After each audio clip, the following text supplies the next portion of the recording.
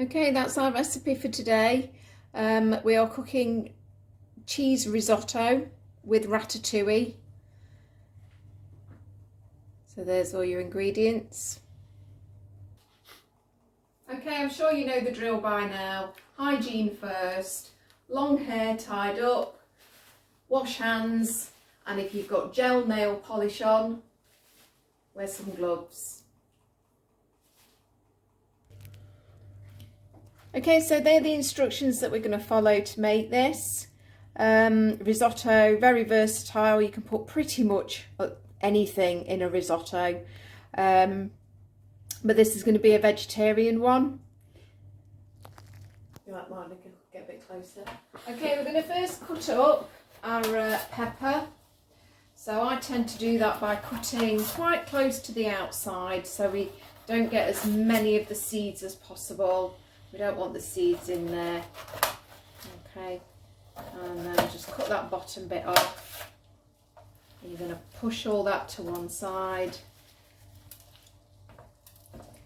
Just bang them down and that should get the seeds off. If not, you might have to remove with a knife and just cut out them little stalky bits in the middle. There we go. Scrape out all the seeds. So we're de-seeding our pepper. And then we're going to cut that into some nice strips like that.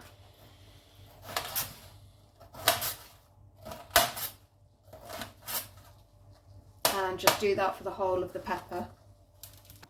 Okay, your next step is to cut up the courgette. So we're going to take off the stalk as normal and cut up the aubergine. So again, same thing with the aubergine, cut off the stalks. It says bite-sized pieces in the instructions. Well, I reckon if we just cut them like that into slices or discs, they're pretty much bite-sized pieces. So to do the aubergine, maybe a little bit thicker slices here because I am going to chop them up. Okay, so when we've done about 4 of them, I'll show you that we can stack them up and then cut through them. Again, you're making like a bridge using your hands. Put them either side of where you're cutting and then cut down the middle. So I reckon they're bite-sized pieces. So our pepper that we've cut into slices is going to go into a baking tray. Just spread it all out, and then also your ready prepared courgette, sprinkle it on, spread it all out, and also your aubergine. Drop all that in. This is meant to be for 2 people. Looks like it would feed a few more. Okay, so once you've done that, kind of spread it all out, and then you just need a little bit of salt, sprinkling of salt on there, and a bit of pepper. Again, this is optional. If you're not keen, then don't have to put it in, and a drizzle of olive oil. Use my little MasterChef technique by putting the finger over and just kind of drizzling that all over. Obviously, the more oil you use, the kind of more fattening it's going to be. Don't worry about the things falling out. It's kind of got herbs and spices in there, so they're all right to drop out. And just for good measure, I'm just going to spray that with some low-calorie spray oil just to make sure that they're all coated. There we go, that'll do. Okay, that's going to go in the oven on gas mark 7 or 200 if you've got a fan oven, and we need to leave that to cook for about 20 minutes. Sorry, I did forget, just before you put them in the oven, so after you've sprinkled your salt and your pepper over, I forgot the oregano, which I absolutely love. So sprinkling of oregano all over there.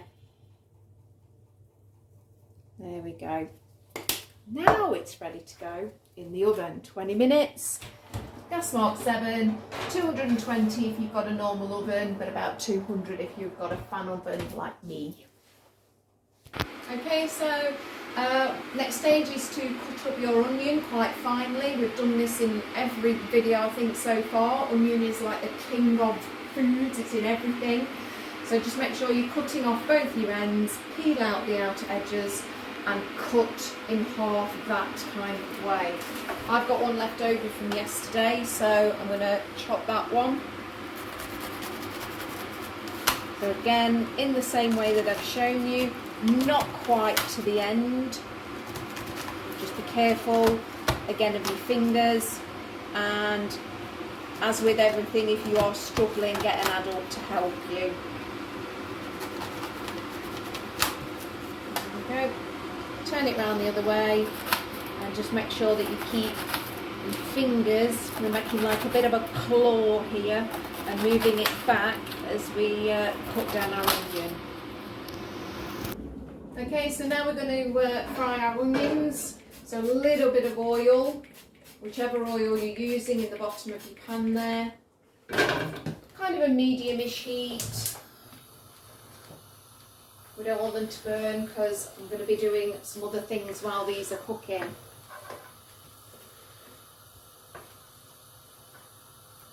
Okay, so they go in.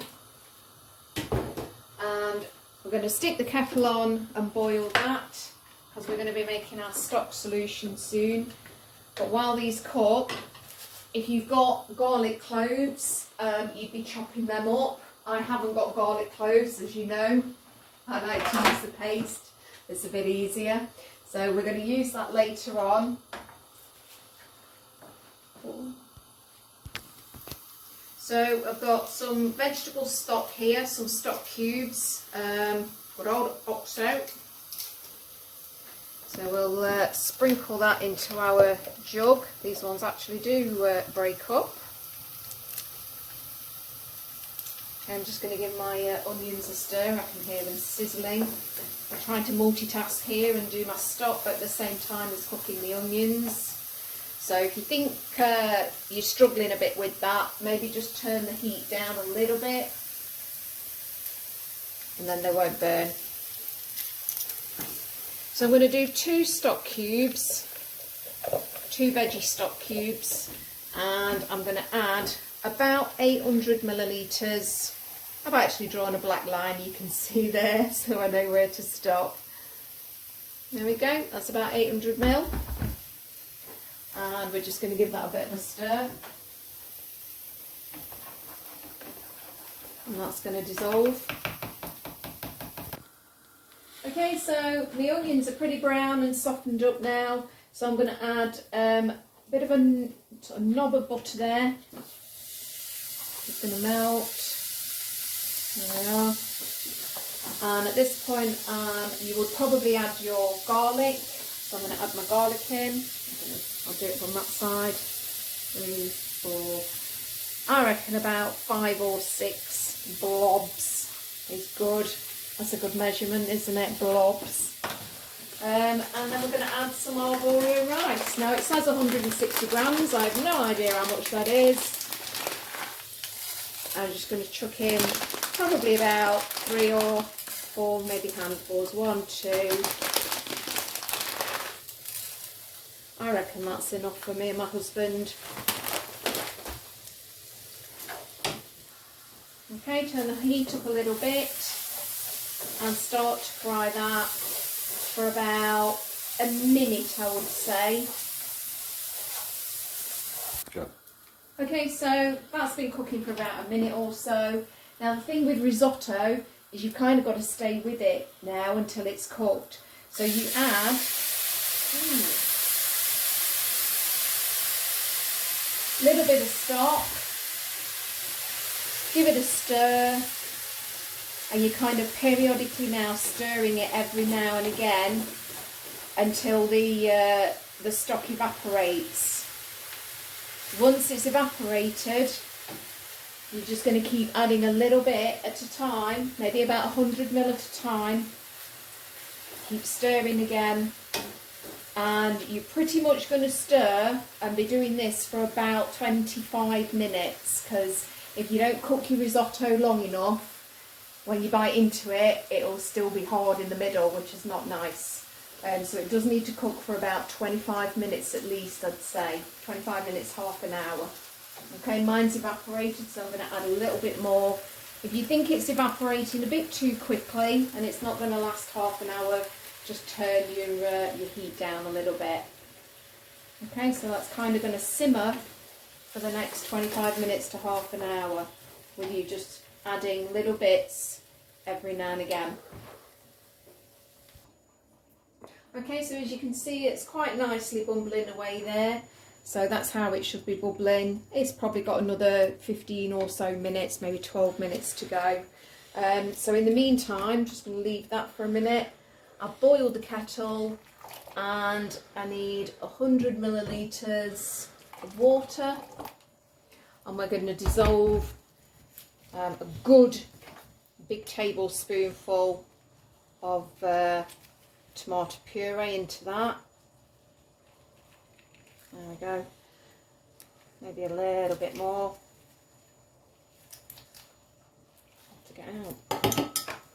And into there goes a little bit of salt and some sugar, just to sweeten that up a little bit. It says a pinch of sugar, but I like things nice and sweet, so I'm going to chuck quite a bit of sugar in there. Give that a bit of a stir so it all dissolves. Okay, so the stock has dissolved. I've just left that there because we're going to need that in a minute. You need about half a pack of either plum tomatoes or cherry tomatoes, and you just need to sort of hold them, cut them in half. I've already done the rest of them, and I've already cut up my fresh basil. So you are meant to use some of this for garnishing, but actually we're going to put some into our ratatouille. So our ratatouille is now ready, pretty much. Okay, so what we do with that is drizzle all of that over there like that. Try to coat as much of it as you can. And we are going to chuck in some of the basil, make it really fragrant, and also the tomatoes. And I'm going to give that a bit of a mix up and put it back in the oven for another 10 minutes. Most of the stock has now evaporated, as you can see. There's only a tiny bit there. It's been cooking for roughly 25 minutes. So we're getting to the point now where we just need to grate our cheese that we're going to put in, and I've also started to cut up, in fact I've finished cutting up pretty much the basil. So the rest of the basil is going to just be a garnish when it's done. So I'm going to add a tiny little bit of butter, and I'm going to add my cheese in, and we're going to mix that all up. Let's all stick together. Try and separate that. Okay, I think everything's ready. So we're going to take this out and we're going to dish that up onto the plates. Okay, so risotto's ready. Just going to plonk that on the plate. And then the last thing to do is to just garnish with as much as you want of that on. And if you want your Parmesan, grate your Parmesan on top. Enjoy.